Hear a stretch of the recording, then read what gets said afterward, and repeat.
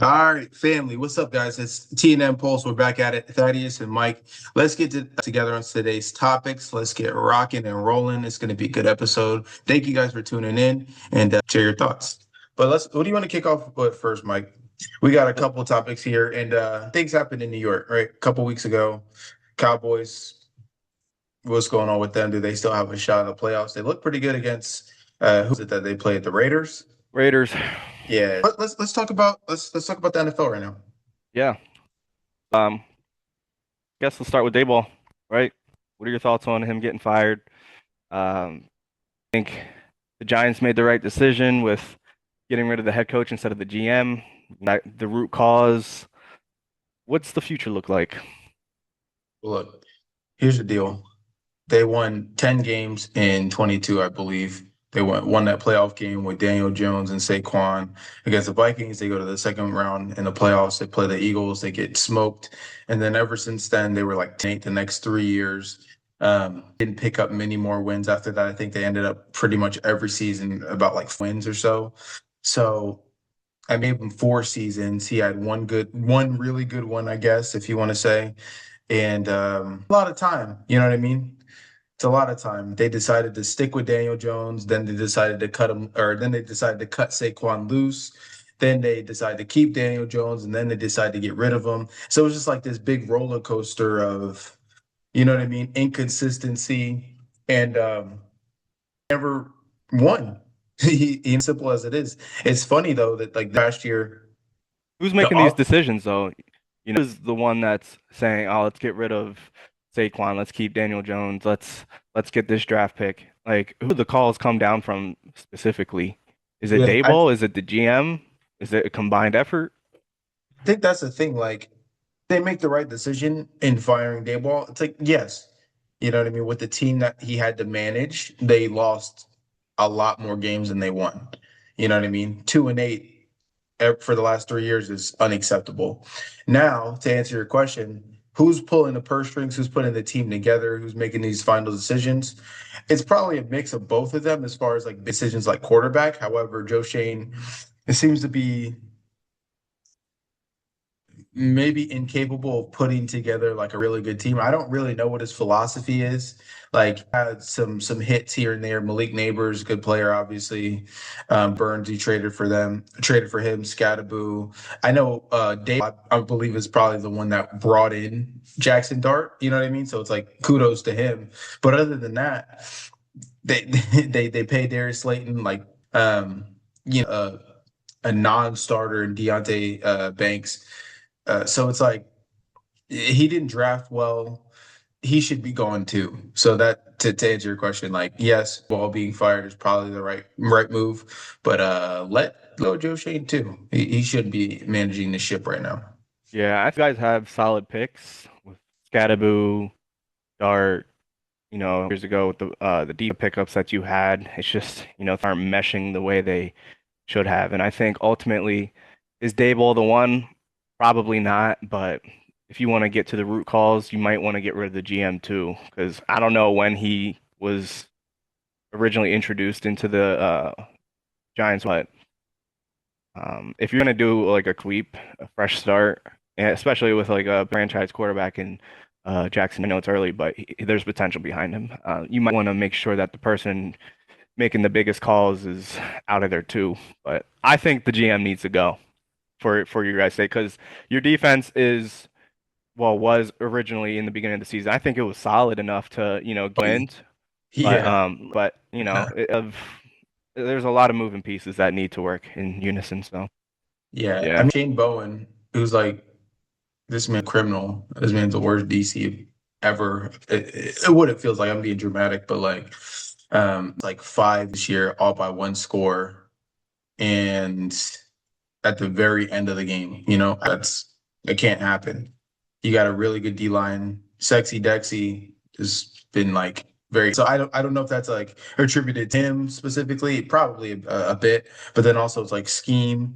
You know what I mean? Because like some will put the talent that they have in the best positions to win, and it's like I don't know if that's happening right now. So um.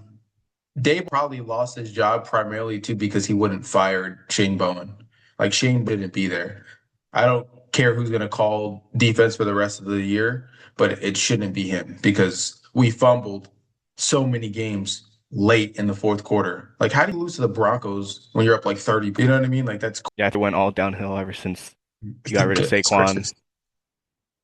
Granted, and that he got out of there, getting paid too, but I think it just started the downhill trend with getting rid of Saquon and, some good done in between those times and now. But at the end of the day, it's like now, no.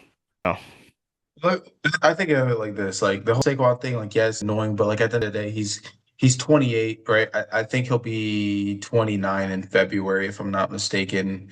So like yes, that 2,000 yard record and season last year, which was really good, and obviously it helped him win the Super Bowl, which is, I mean, you do what you do.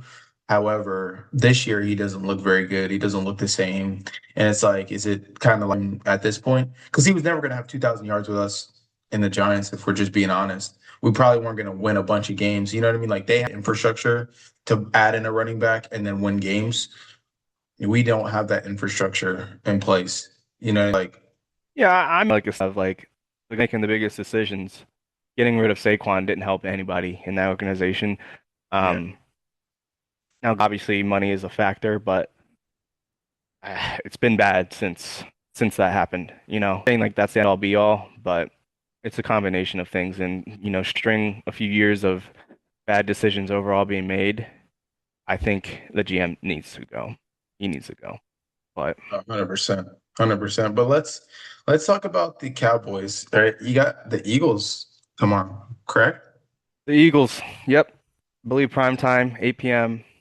It's in Sunday Dallas, right? night in Dallas. Um, but I wanna take a few steps back beforehand.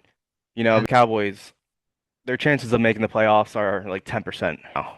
Do I think they're gonna make the playoffs? Mm, And no. probably not. Probably not. But it is fun to entertain the idea, just for the sake of it.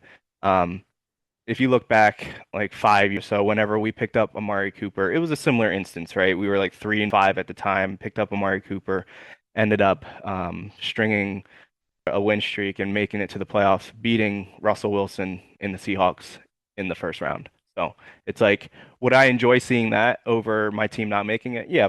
Is the possibility of that happening there? Anything can happen any given Sunday. You never know. It's good to see that things like that can happen, but the chances statistically, no, I don't think they're going to make it. But I do want to see them string together a few wins before they departure their time with the regular season. If they beat the Eagles, that would be huge. Do I think that they can beat the Eagles? Yes, I think the Eagles are a very vulnerable team, especially without Lane Johnson. Um, Offense is, one of the top offenses in the league when they're, in unison without penalties and such. Cowboys do have one of the best, if not the best, duos for receivers, for receiving cores. George, I think he's like a top three receiver this season, um, especially off of like the kind that lacked with Dak Prescott being his first season and the numbers he's putting up. He's like 900 in receiving, and he had like what 5, 6 touchdowns. He's up there with Jamar Chase, Justin Jefferson, all those top guys, right? Who's that? Smith and Jigba, the receivers in the league that are doing it with consistently. And we haven't really had much of a sample size with George Pickens in the league in general. So I think this is his coming out season, and he's starting to watch. And then we all know CD, so what CD can do. He can get open and he can just extend plays. But the offense is there. The defense has gotten a lot better with Quinton Williams. The injured reserves. Uh, they just gotta play decent on defense and big plays. But yeah, what are your thoughts? Yeah, I feel like I think the chances of them making the playoffs are going to be pretty difficult. I mean, just look at their schedule. I mean, Eagles, which is like in all reality, um, I agree with you, like the Eagles are susceptible to a loss, but they keep winning even though they don't play like complete and their defense is playing better. You know what I mean? So like if the offense is struggling, which it has been all year, their defense has bailed them out and then they made the enough plays, you know what I mean, to get the job done, which is really all you can ask for. Obviously, it's not pretty or ideal. So, I mean, say Dallas, they lose that game tomorrow, it's pretty much It's over. over. And then you It's got the over. Chiefs and then the Lions. You know what I mean? Like, All teams though. yeah, but they're not pulling any punches. You know what I mean? Because the Chiefs are in a must-win situation, literally, like for the rest of the season, for the most part. The Lions are that it's that's a tough team to play, and They're a then bit flaky looking to me. I think that they're solid. I mean, us, this week, so like they'll be fine. But as long as Jared Goff, you keep him out of the cold, Honestly, I could you'll be see the Giants. okay. I could see the Giants winning this week, surprisingly. You know, you can never just say, oh, the numbers, the stats, this is what it's trending to look like. On paper, yeah, like Lions like the easy win, but it's never been that, and it's never seems to be that. A lot of upsets week in and week out. That's why they say any given Sunday, no matter the record on paper, right? So with the Chiefs losing, those big games that they've lost, to see that there's some new power in the league right now. It's still early, but these next few weeks will really determine what the postseason is going to look like. I think Rams are a top team in the NFC, and Oh my goodness. Denver Yeah, the Broncos, Rams. Patriots. The Bills don't look as well as we're used to seeing them. Obviously, there's still a lot of football to be played, but this is where you need to win your games. And then Yeah. back to the Cowboys. I think Dak has the Eagles number, right? He's beaten Jalen Hurts more times than he's lost. Well, he's been Jalen Hurts for sure. Yeah. And also has like a 6-2, 6-1 record at home against the Eagles. So he has that going for him. Like I said, the numbers don't always pan out the way you'd like them to, but the chances are there in terms of the analytics. You got to string them together, and it's always nice being home, um, having that support from your fans and such. But I think the Cowboys have a lot to prove. The changes they made on defense and the free agency has been not the free agency, but just like before the trade deadline Deadline. Yeah. has been crucial. And I think they made really good decisions. I still back the decision of getting rid of Micah Parsons. And I kind of a little bit about that right now. Like, what do you think? Do you Yeah. think that if we kept Micah Parsons to this day right now, where would the Cowboys be, or would it be more or less like the same story? I mean, you had a terrible run defense last year. He was attributed to that. They would just run at him. I mean, he's 250 pounds. Um, so the impact player is a really good player. Can he change the game for sure? However, if you can't stop the run, you're probably not going to win too many football games. So, like, in long term, is he worth $150 million? I don't like to put like up over a player's head, like he's still a human being, but it's like I think it probably works out better for both teams. And even like the impact that's having in Green Bay, like, they're in a different position because he's been there. So it might be a little bit of a slower down season for him, but nonetheless, I agree with you. Like I think it stopped the bleeding. They did what they needed to do. Get Quinn, pick up a linebacker from the which is not Yeah. a great defense too, but I Yeah, mean, I think it's just like the overall bang for your buck, right? Is he worth the yeah, money that he was asking for? He was going to drain the Cowboys, and they're going to be left empty-handed. Look who they picked up: George Pickens, Kenny Clark, Quinion Williams, linebacker from the Bengals. Don't even know his name. Um, those are players on defense that can really help a team in shifting the narrative of, what has where we are now. So I think it's worth it. It's more like it seems like it's a move that you make to try to stay afloat within the season, not slipping through your hands right now. But it's also going to pay dividends later on in the seasons to come if they capitalize on really signing players like George Pickens and keeping those guys long term. Especially, I think they need to pay George Pickens sooner than later. Maybe if we don't make the you got to get him signed because you're just gonna drain your own bank account waiting longer and longer. And I think him and CD they have a chemistry that you can't that you can't just like force together. It's natural. These guys just get along. No one's each person seems like they're humble in their own ability and they're confident in it too. It's like they want to see George eat. CD wants to see George eat and vice versa. And if it's not eating one game, it's CD eating the next. So it's like they take a distraction away from each other and spreading the field and just, getting the better athletes. So I like that. It was kind of funny to hear that they got benched the first drive last week. It just makes me I think know. of like the old days with like Deion Sanders and Irvin. Those guys I don't know these how. these these guys are kids, right? They're young, they're making millions of dollars. They're not making the best decisions every day of their life. Granted, we all have it at some point, but it's just Right. funny to see that, all right, they get benched and then they go out and eat. It's like, man, these are ballers, they're having fun. It takes a I condone that, whatever happened with, them going out, I guess, the night of or the night before, but it just takes the seriousness out of it, and it just like makes it a little more entertaining to me. But yeah, They're so good players. They're like you said, like CD's like you can pretty much anywhere in the slot, outside. He could run pretty much any route. And then George is like, I'm a big playmaker. You know what I mean? Throw me a slant. Or what they throw him? They threw him like a kind of like a zero route, whatever you would call it. And then he a just few slants out there. He gets to get yeah. the ball in his hands. He's gonna make a play. Yeah, and then he just, breaks the corner and then scores, you know what I mean? But it also makes those acrobatic, you know what I mean, one-handed or, two-handed, just end zone, that one that he caught that was out of bounds, like One-handed. that's, it's like that's just for George, GP to do. I agree. But it's funny, like if we look at history, like Jerry likes to pay his players like super late. Like probably end up paying this dude in September before the game and pay like Uh, top dollar for him for no reason. So yeah. I, it's like I'm it's so almost funny. like, and in fact, George might be better than CD No, in terms of like his production. no. Think just like in playmaking ability with his size and stature, he's taller than CD, right?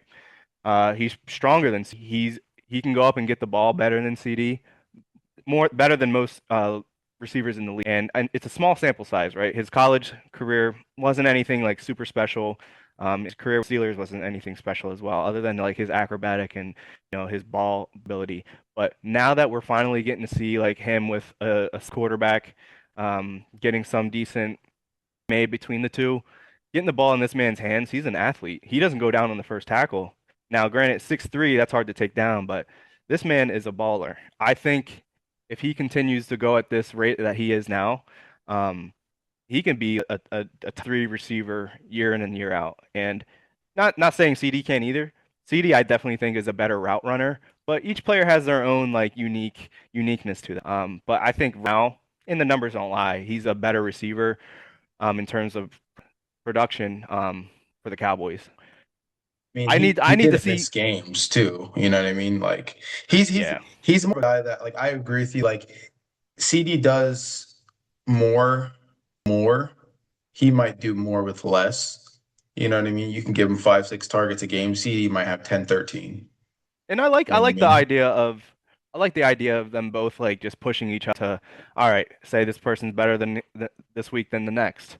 I think CD he doesn't want to be touched as much. He will lower the shoulder and put his body in line. Granted, he is a bit older by a couple years, so he's got to think about that too. But with the injuries that he's had, he wants to get open, he wants to get the ball, and he wants to be dynamic, but he's also going to be a little bit more smart.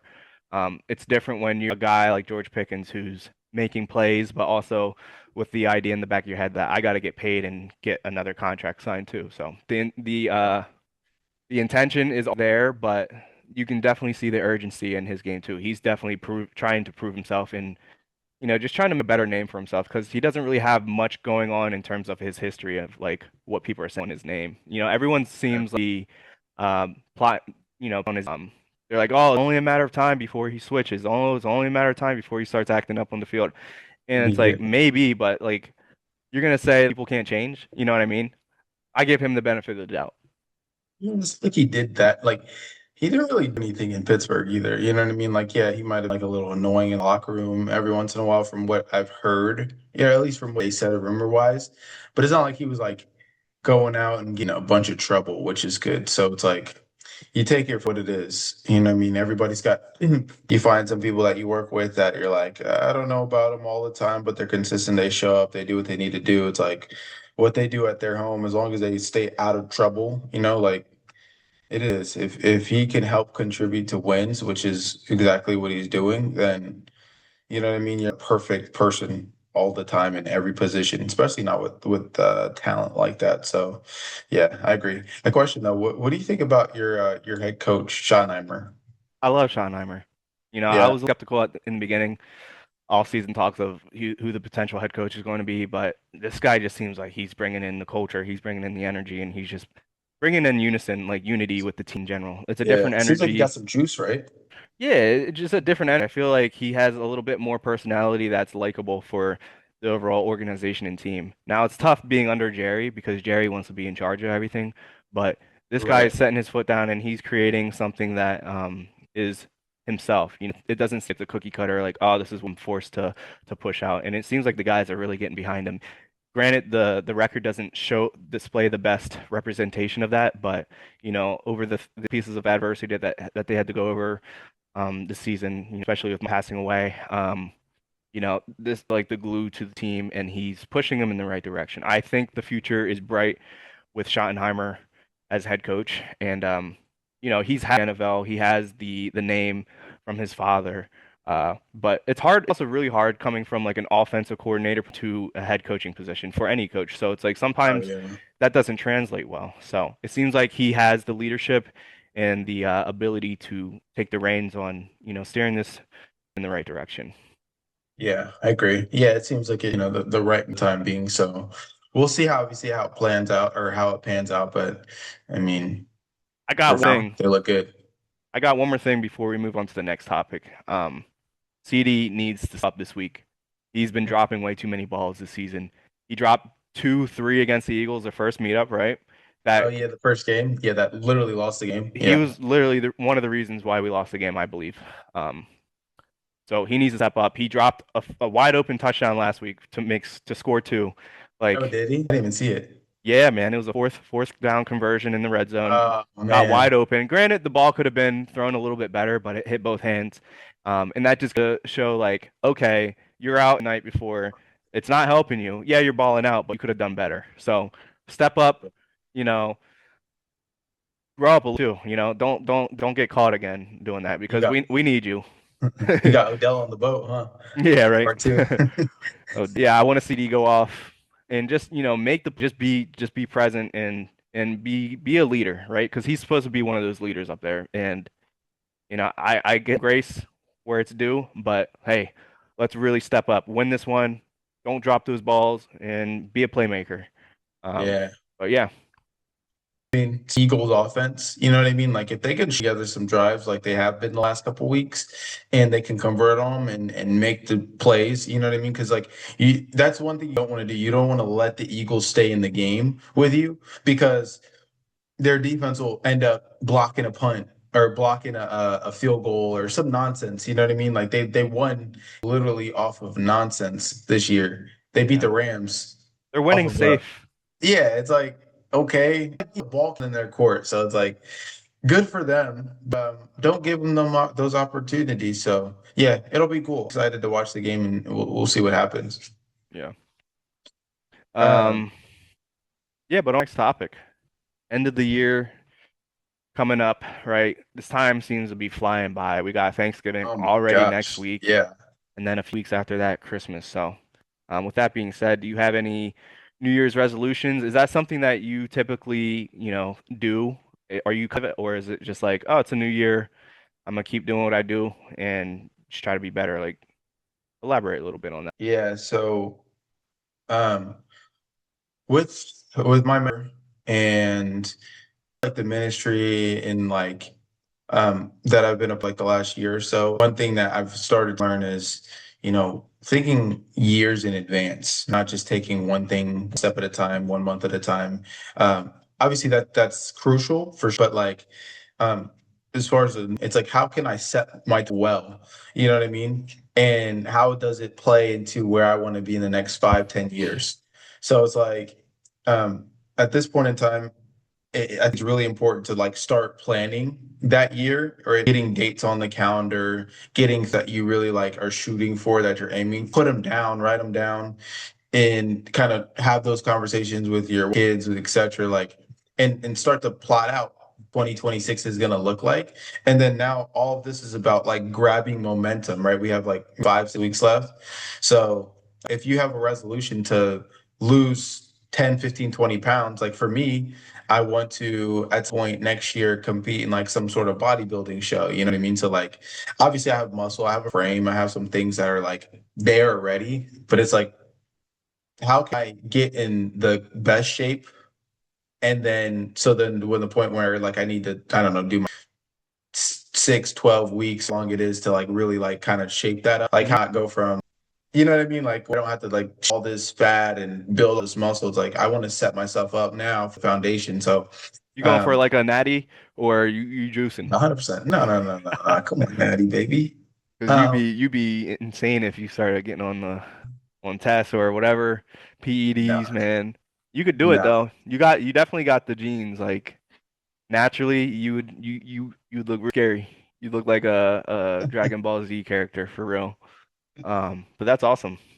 I appreciate it. So, nah, for 100% Natty. But like to finish it, it's just like, yeah, like we got a couple, we're starting to set the foundation, the vision, right? Like I'm gonna order my 2026 calendar, got all the dates and etc. Like, we do it, me and our family, and then like get in momentum, like gain, you know what I mean? It's like I don't want to start at the year because then people like quit on that stuff like relatively. I don't know the stats, but I think it's probably within the first 2 months. You know what I mean? If you have a resolution or something like that. So it's like, no, like, all right, I was sure in 2026, I want to have a singular focus of X, which for me is like kingdom order. You know what I mean? And everything about like our family, like our finances, or my relationship with God, friendships, like etc. Everything, like get that and complete up to the word of God. So it's like, what am I right now to set that up so that when January comes, like I'm already in rhythm to it and I'm not just starting day Hmm. one. So Yeah, I like that, that. yeah, Yeah, I like that. It's a way of looking into the next year without just, not necessarily being on autopilot, like you mentioned, getting them with it because you already have the momentum now. You're consistent with your workflow and work, family, um, relationships, and all that with under the umbrella of God, right? And I forget what you mentioned, but needless to say, I think for me it is not something I necessarily am cognitive of until like it happens. Like I don't necessarily in the past I haven't really thought about like, oh, new year, new me resolution thing. It's like it's almost along the lines of do, but not as like intentional. So I think I might grab things from what you just mentioned and in terms of like, jotting down stuff on the events or goals and trying to take that momentum that we already have with what you're consistent with and what you might lack too and what you're trying to get better now and try to focus in on those things to make them come to fruition more. So that's really good. I really like that. But yeah, other than that, like I don't have a necessarily a New Year's resolution. It's more just like continuing to be the man of God I'm trying to be, and like Jesus. So I'm just trying to myself for my family, my friends, and just continue to keep God from everything I do. So it's business as usual, but like I said, what you mentioned, taking that momentum and being a bit more intentional with what you want to do and achieve and get with too. So it's really good. exactly. Yeah.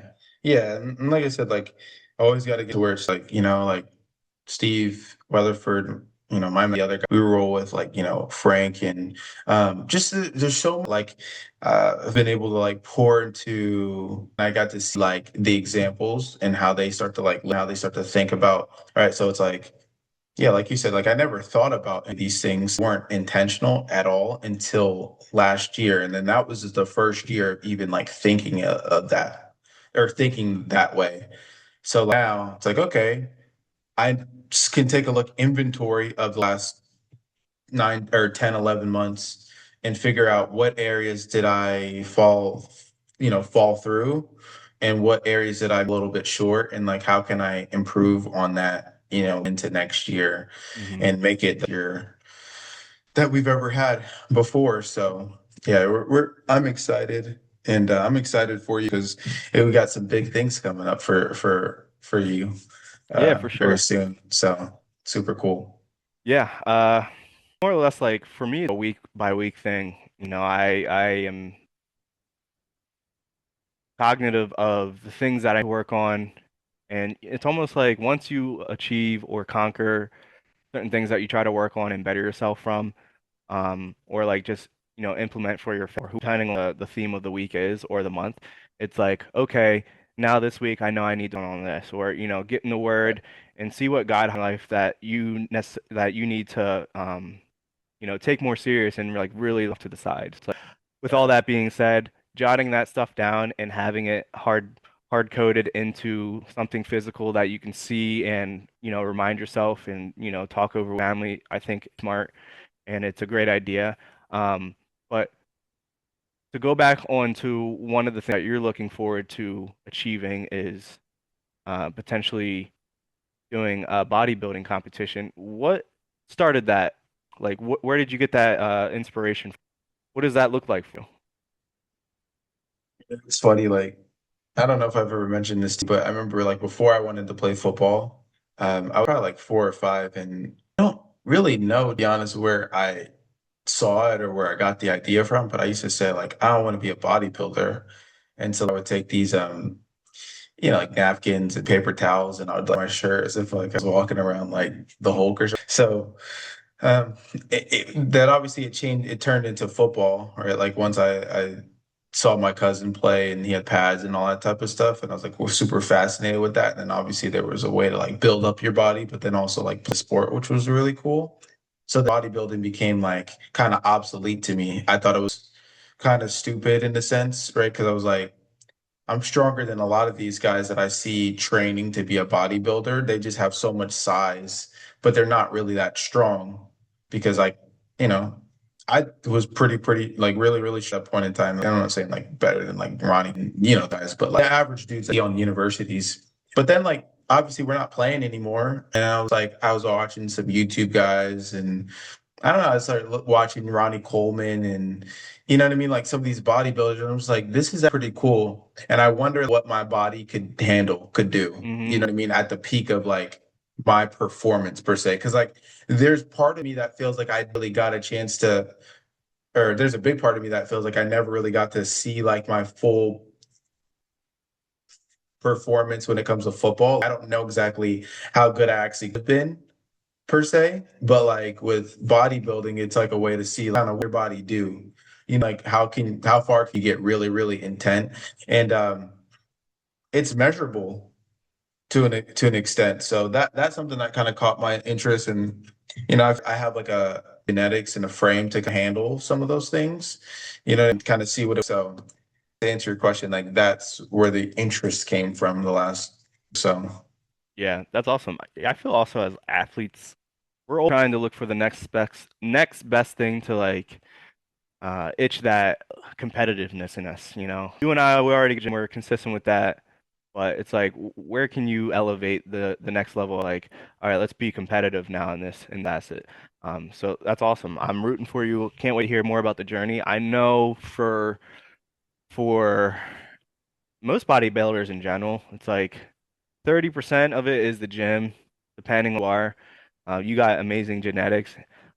So I think the hardest part right now, not the hardest, but like the part that you're really going to dial in on or need to dial in on is the nutrition and just eating, because I hear that turns into like a whole job. You're gonna have to yeah, eat when you don't like it. High density, high nutrient macros. Uh, yeah, and getting a little, I know you have a very supportive wife, so that should be fun for her to be a part of that journey as well in terms of like preparing the meals and just setting up like new I don't know if what that looks like for you, but that's just what I assume. So that's really yeah. cool. I appreciate it. Yeah. What any like and maybe it's not thought of like, I don't know, the next year or two, like have any like stretch goals or like I don't know, something like that you wanna jump into? Uh Individually, not really, nothing at the top of my head. Um Obviously, I'm going to be a dad soon, so that's like where my focus is.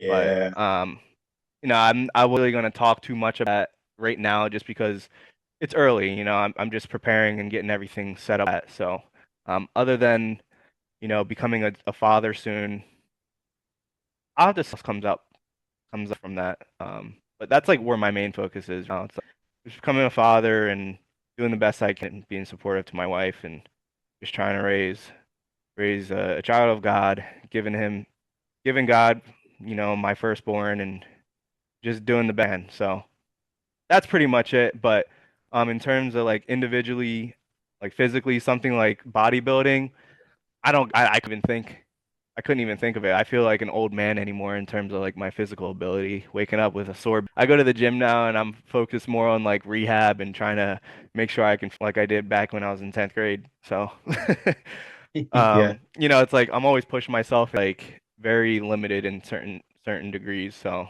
um, yeah, it should be an interesting 2026. Looking forward to it, but Yeah. It's gonna be a good one. Yeah. And excited for you. And yeah, you're gonna be great, great dad. So excited to be a part of that journey.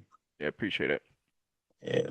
So um well we can transition. I know that this is a fun topic for you.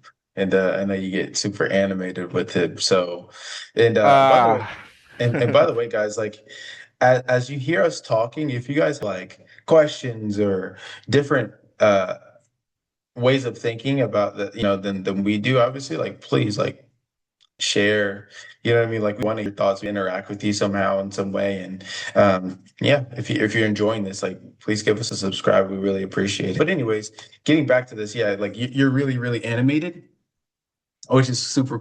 Let's talk about the integrity of sports right now, right? NCAA betting is now legal, and is this putting the integrity at risk because it's becoming more accessible? So I'll let you kick things off. yeah, I don't think anything good comes from this. Now, granted, the athletes in collegiate athletics, right? They can't bet on their own team functions, anything in college they can't legally bet on. Um, I believe, right? Uh, but yeah, they're open to betting all, but still staying away from like the collegiate um betting and such. But it's like telling a kid in college, oh, you can't drink until you're 21 on paper, but you know it's gonna happen. But the moment you were in saying, hey, beforehand you couldn't bet professional athletics, anything, um, legally, or else you're gonna have to deal with the right. You can do it. I don't think it it starts a good trend in the right direction for these young men and women. I'm not sure how many women are into betting, but like let's keep it to the men for right now, just because that's the sample size I'm going with. Like my friends, um, my teammates back when I was in college, and the people that I know now, right now, like how much energy goes into betting, and pretty much every time there's an athletic event, boxing, basketball, baseball, whatever it may be, you're seeing somebody putting in a bet, right? Whether it's fantasy football, that's essentially betting, right? You're putting money on the line if the money is on the line with your league or whatever. But it's like sports and they go hand in hand. You don't see one without the other anymore. And it's like becoming so accessible and so normalized to the point where I understand it was like probably only a matter of time, but for the integrity of athletics and these young men and women in these sports having the free reign to legally bet on professional sports now, I don't think it's pushing them in the right direction in terms of like, hey, don't bet on your college sports, but you can bet on this. You know what I mean? It's like, hey, opening up the door and they got the foot in the door now. And now it's like, all right, let's see how well are you at following directions without getting in trouble.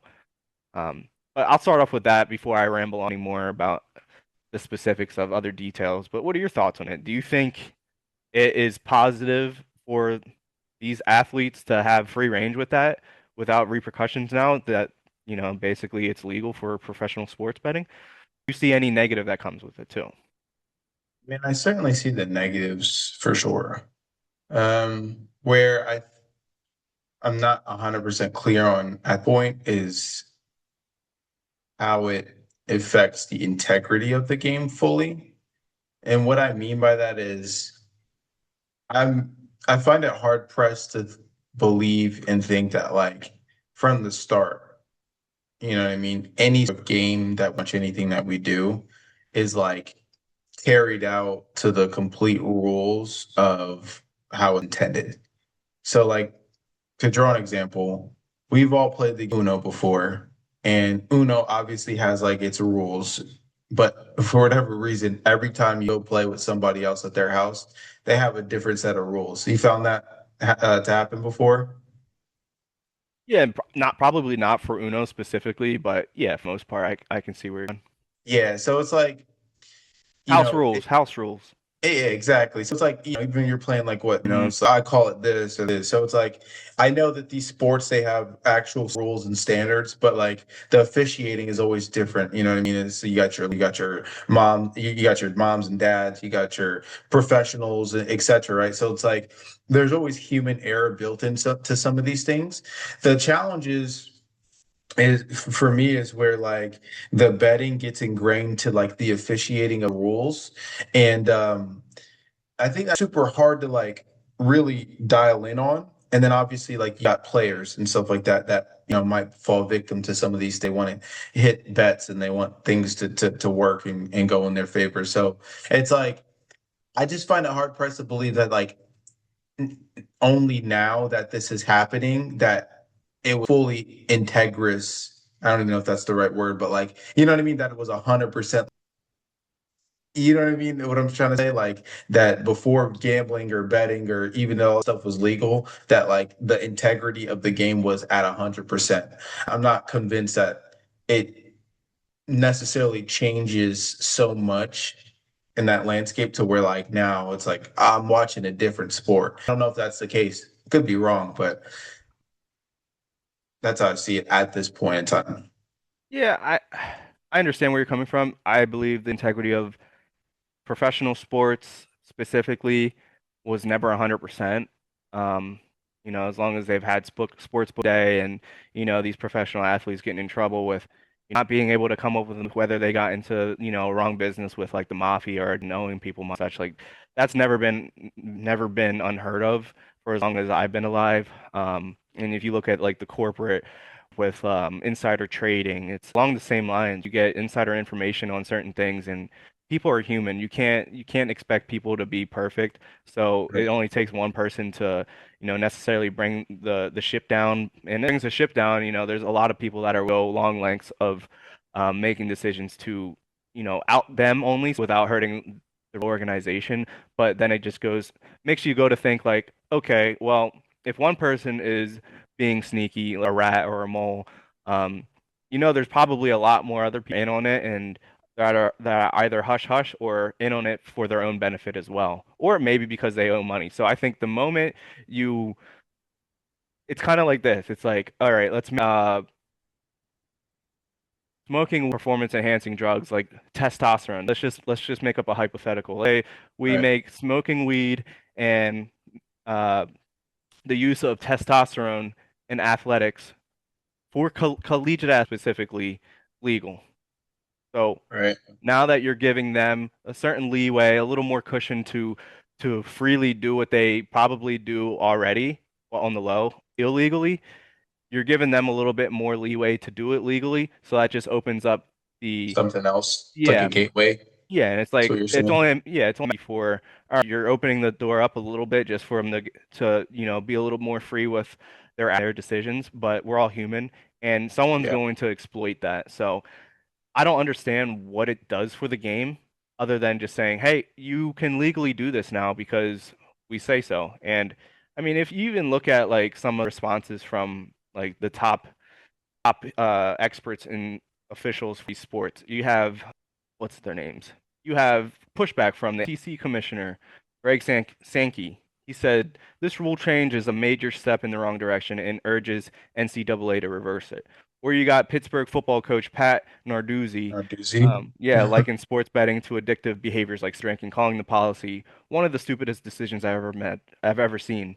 And then one more for you, congressional oversight. A House committee has formally questioned NCAA about the decision, citing recent betting scandals and demanding clarity on enforcing the integrity safeguards. So it's like there's nothing really good that comes out of this from my point of view and from like some of the pushback from key figures in athletics.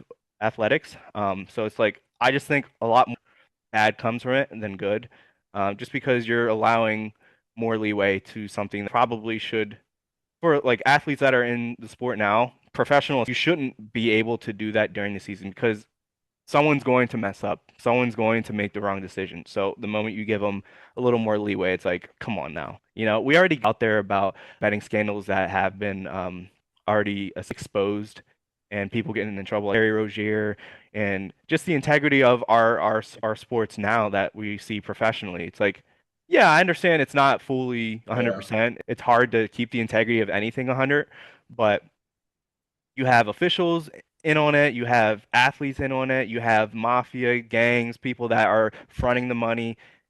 It's only going to get worse if you legalize something like that while trying to keep the integrity of the sport. So I just think it does. I think it really butts head with each other, and I don't think it's going to necessarily solve trying to make the integrity of anything better. That's all I gotta say, really, pretty much. that's fair.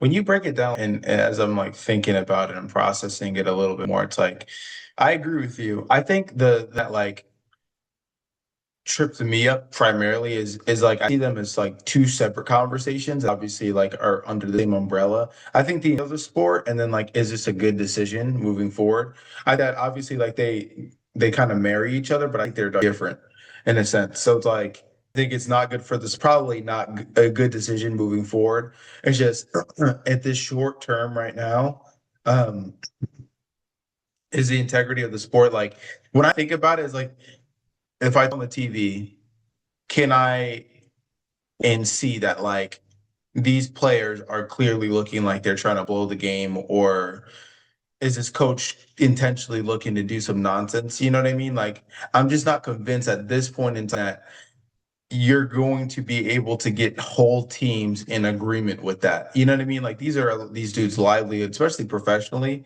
and then in collegiate. Like if you're trying to go to the NFL, the next level, yeah, I know you might short term, maybe someone's gonna pay you out a little bit, but like that's probably a couple and a few people on that team.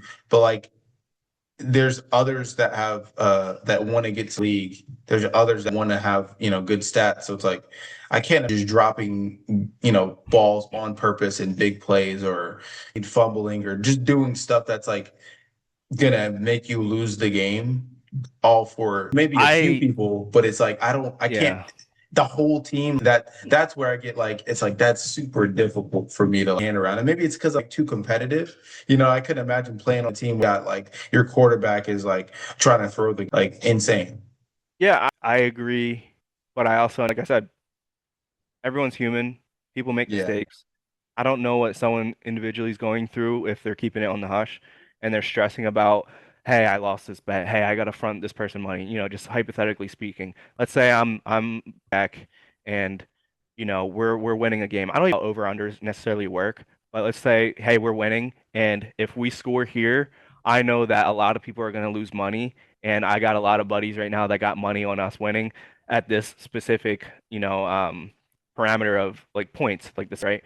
But if I hear people are losing money, that might be like a smaller where it's like, hey, I'm not gonna score, I'm just gonna run the clock out because you know, I don't wanna buddies and other people's friends that were potentially putting money on this. It's like I think that just hurts. I have to admit, somebody's going to do it, if not Yeah, no, already I have done agree it. for sure. Yeah. And it just, like you said, you're super, so am I. I want to watch these games with the highest integrity that I can, but sometimes when you see certain things once or twice, it's like, man, this is whack.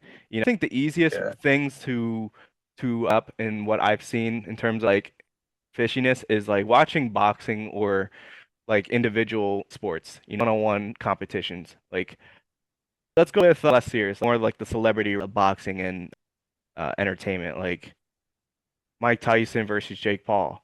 Yeah, it was legit. Do you think Mike Tyson could have actually knocked out Jake Paul, or do you think it was both of them were in it for the money and it was like, hey, I'm going to win this, and whatever else comes from it, that's fine. But you knock me out, you're going to lose money.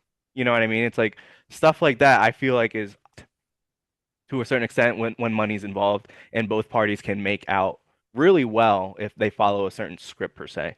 Um, Obviously, Yeah, the larger the numbers, the harder it is. But it's just like when you see stuff like that, like Mike Tyson was biting his glove. He could have unleashed. I've seen so much hype and workup with him training and videos like the HBO series, like like how they show before actually meet up. This man is throwing it. He looks like a totally different person come game time. You know what I mean? He's sitting there biting his glove, not throwing punches. Like, what are you doing? People are paying money for this, whether they're betting on it or watching it on pay-per-view or paying Netflix to watch this one fight. It's like people are putting their money on this, something this fixed. You know what I mean? It's like I'd rather it. yeah, it's like I don't know. Like the only I do think that Jake has a like a pretty decent chin, and I think the fact like Mike Tyson's like 50 something years old, like that, like the outcome of it like doesn't surprise me. And if you were really being honest and you were like Mike Tyson's gonna win this fight, like that's kind of crazy. You know what I mean? Like in my Do you opinion, because it's think? not like Jake's he's a decent boxer. He's not like great, but he's like Yeah. decent enough Do you think to. he is a okay, it's like you're playing football and you know just 10 times better than everyone else when you're retired. Let's say 30 years old, not playing football anymore, and you get this guy that's decent in high school. You're going to tell me you at your best, even when you're retired, all the hard work and the accolades that you have acquired in your sport, especially professionally speaking, you're going to say this Joe Schmo from Disney that just started training is going to be better than you, even though you're 50 years old. It's like, I get the age difference, I mean, and like, come but on, like, like, okay, so let's look at it like we all know Floyd Mayweather is Floyd Mayweather, yeah. and you get somebody like Logan Paul or McGregor, guys that have potential to knock somebody out, but in reality, 9 times out of 10, is Mayweather going to lose those fights? I know it only takes one shot, right? But you're a master of your craft. I don't think Jake Paul is that good to be saying, "Oh, I can, wipe Mike Tyson up and down the ring I like think, nothing." You know what I mean? but do you remember when Roy Jones, this was a couple years ago, Roy Jones Jr., he got in the ring and he fought Mike Tyson. Like, that was a I don't really that recall. was like maybe it had to be like 2020, 21 or something like that. So like, because this wasn't Mike Tyson's first fight again. Like he was Who's Roy actually Jones Jr.?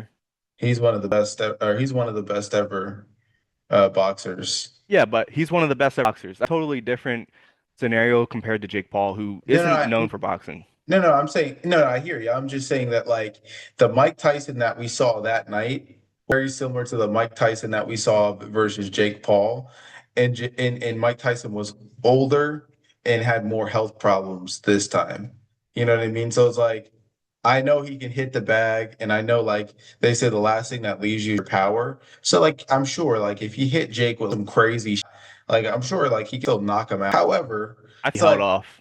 it's just like, bro, like, I truly don't think he had the lungs to do it, bro. Like he smokes.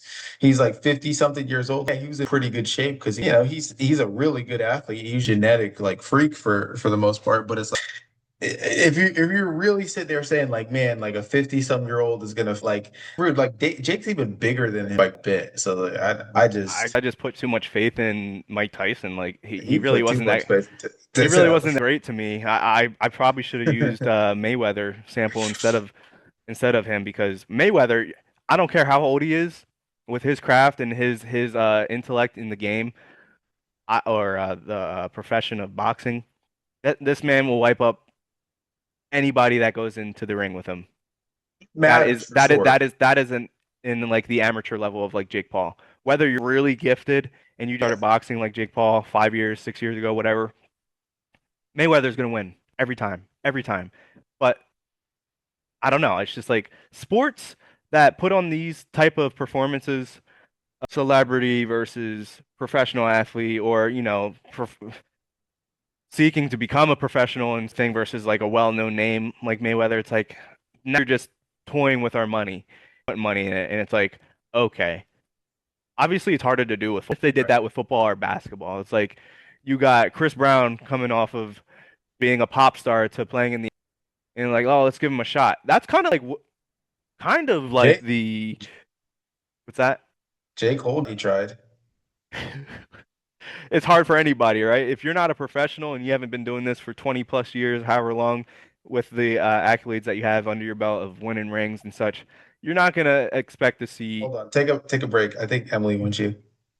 Nah, she's good. Hey, we're live.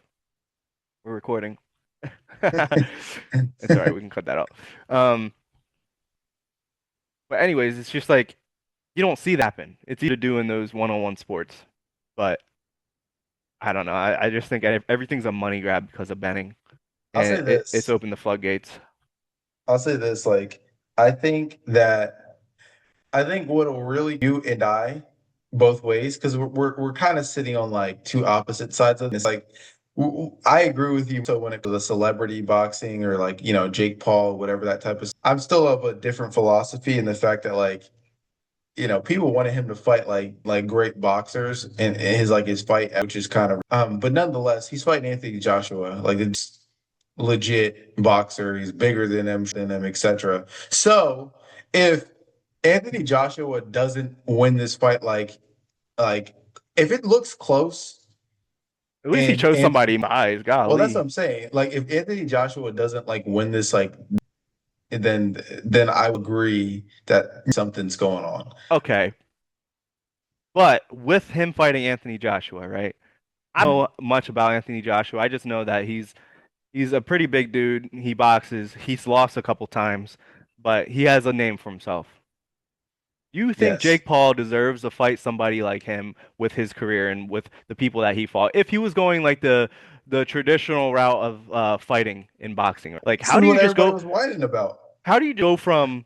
I just don't understand it though. Like I would respect boxing much more if Jake Paul is claiming to be a professional boxer and the integrity of boxing is trying to align with Jake Paul. I would respect it much more if he's actually been fighting like guys we've never really heard about, but we're at the same level, and then he works his way up to like, hey, you get to box so because your record says this about you. But instead, he's fighting washed up boxers, celebrities, people that don't even box but are good at their own sport, like UFC fighters, or just people that are just way smaller than them, like Gervonta Davis, even though like that's not happening anymore. It's like, oh, now all of a sudden you get to fight Anthony Joshua, who probably has a better boxing history than you. Hopefully, that dude was like a And it's just champion. like, exactly, you're fighting a now who's bigger than you now. And it's just like, where did this come from? And why do you deserve to fight him? Well, here's the deal. There's nothing on the line. It's not like he's got it. You know what I mean? Like it'd be different if he was fighting for the belt. That'd be insane. Second of all, this is what everybody was like complaining about. Is like, okay, we had this. I was like, any professional boxer that's coming up, their first 10 fights are with like random dudes that nobody's ever heard of. And more times than not, the guys that they fight don't end up making a name for themselves. So therefore, yes, I understand Nate Robinson and like some of these UFC guys are not necessarily quote unquote like boxers per Wait, he se. fought Nate Robinson? Yeah, you remember that? He fought Nate, right? It's like his second fight, maybe. Robinson, he's I small. think he knocked him out. Poor guy, man, just get knocked out. Yeah.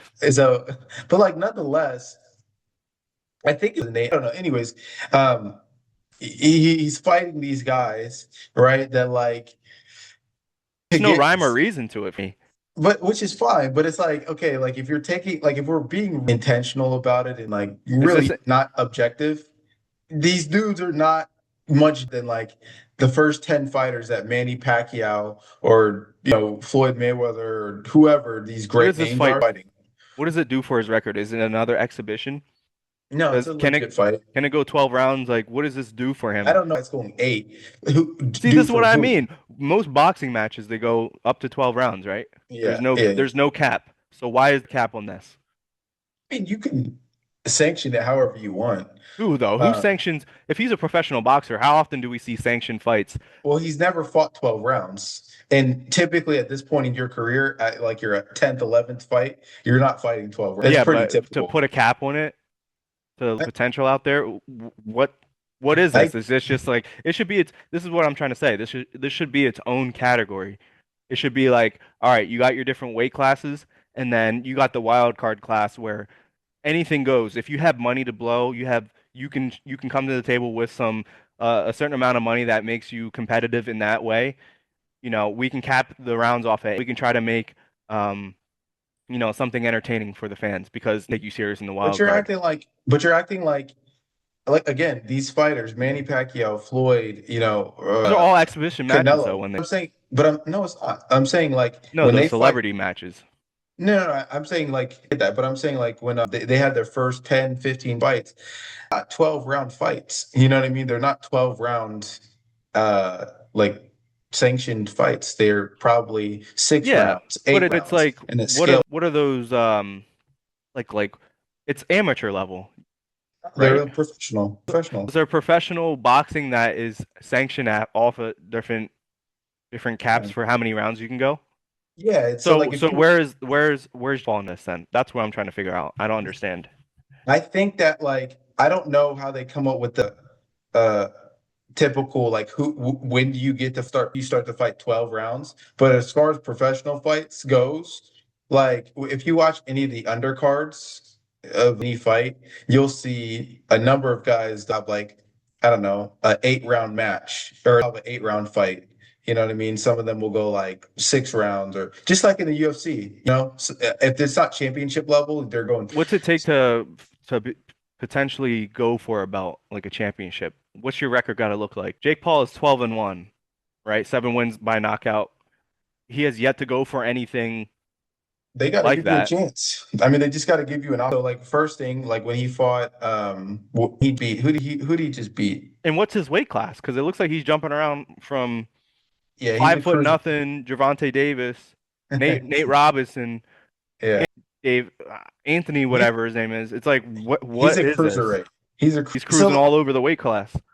so you can like this is where it gets a little like in a sense it's like he's pretty much fought at 190 something 200 pounds or something like that pretty much every fight, and whoever he's fought was able to fight at whatever weight they wanted. So it wasn't like a cruiserweight bout, but like they took fights, they made him professional, quote, and then now they are on his professional record. So like, yeah, I'm 12-1. Yeah, I have a bunch of bums cases, but I won. So now he was able to be ranked by PBC, I think, or somebody. Yeah, that's a joke. Yeah, so like they ranked it as like 16 or something like that. So like once you're ranked, now you can go fight title. That's pretty much how it goes. Hmm. Yeah, Um, it seems a little fishy to me into the integrity of the sport, but I don't know much about it, so but it's also a weight class that nobody watches. Not a single person fights a cruiserweight that like people know about. well, It's never been a popular division. I could be wrong, but if you think about like a lot of greats, you know what I mean? Like majority of them are not cruiserweights. yeah, I don't know, man. It's a weird fight class. It's weird, man. Like, if you're better, cool. I hope you enjoy entertainment. A lot of you lose more than you win, but I'm just trying to watch a game, entertainment with the most innocence as I can retain anymore. Because anytime I see something fishy on Instagram about said game and the spread, the over, the under, oh, this game didn't go there because of this. Look at this. It's just like, come on, man. I wish I didn't know, but it's just like inevitable to me. Yeah. Boxing, boxing, it's like I see good matches, but you got Jake Paul trying to be serious, be taken serious. 12 and 1, 12 and 1 record with a bunch of nobodies in in that arsenal of people that he's boxed. It's just like I can't take it serious. And if you think I should take it serious, maybe I I just just can't I, appreciate it.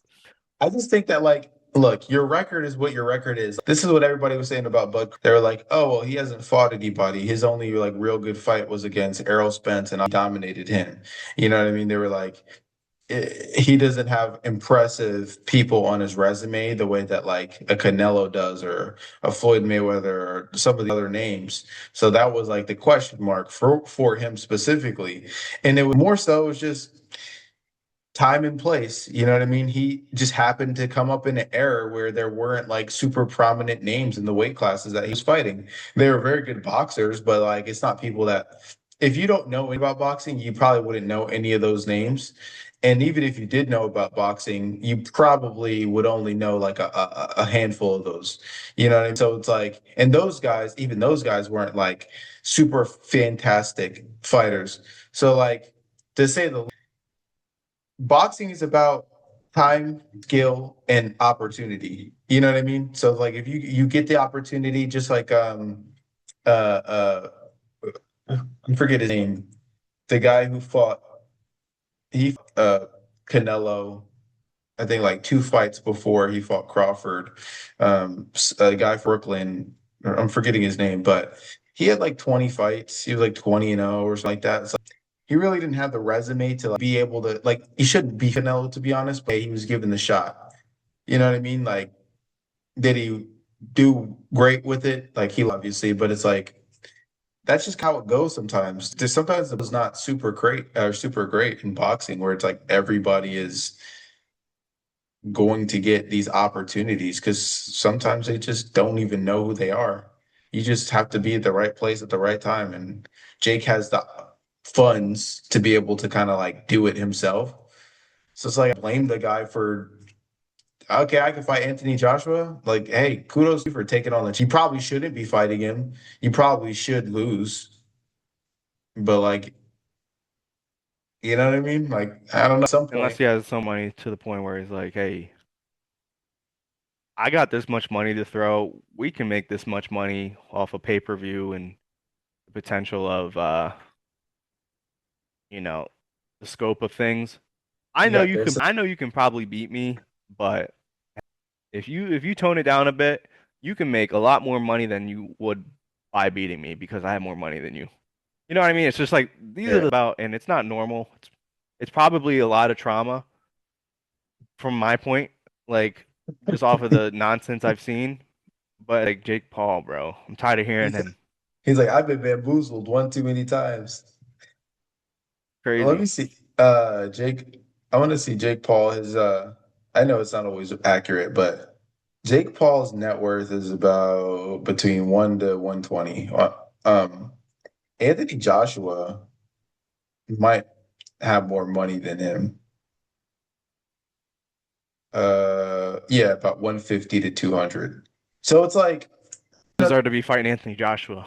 it's like I think that in this sense, bro, if you're Anthony Joshua, you've had a couple that you lost. You know what I mean? It's like, um, let's see what happens. Like he Ngannou, Tyson Fury, for instance, Ngannou. You know what I mean? It's like I don't know what the rhyme or sometimes, but Tyson's probably better than Anthony Joshua. And every time they tried to fight, Anthony kept losing. He'd lose to some like random people. So like he doesn't necessarily have the greatest chin. So like I don't know, man. I don't know. We'll I don't see. know. I don't know.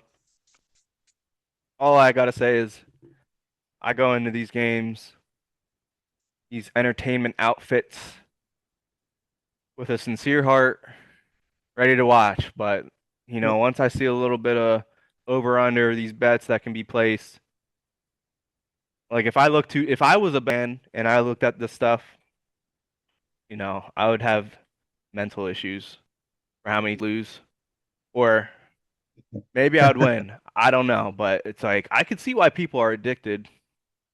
'Cause, you win a little bit, feels good, go your way because guess what? Hey, the organization's in on it too. You're supposed to score 50 points and kneel the ball in the one. I'd be livid. And that's why I don't bet, you know? Well, one of the Yeah, reasons I don't bet. Hey, I try to stay away from that and just enjoy it for what it is, man. But it is yeah. entertainment, and I'll always say this to this day. Half of it is just all WWE anyway. No, no, no, But no, no. I won't go on about it. I won't go on anymore about it. But uh, yeah, man, but that's all yeah, I got. yeah. It was a good show. Good episode. Hope you guys enjoyed it. Like, share, comments. I know we talked a bit of things, and we're going to be here. Continue to enjoy conversations. If there's topics that you want us to talk about, leave them in the comments. Let us know. And yeah, like I said, like, subscribe, and we really appreciate your out watching. So love you guys. Jesus loves you guys. He's the true, the way, and the life. He loves each and every single one of you. He has a plan for your life. And if you don't know what that plan is, please feel free to ask us more. So enjoy. Love you guys. Enjoy. Free gift. Free gift in Jesus' name. Peace.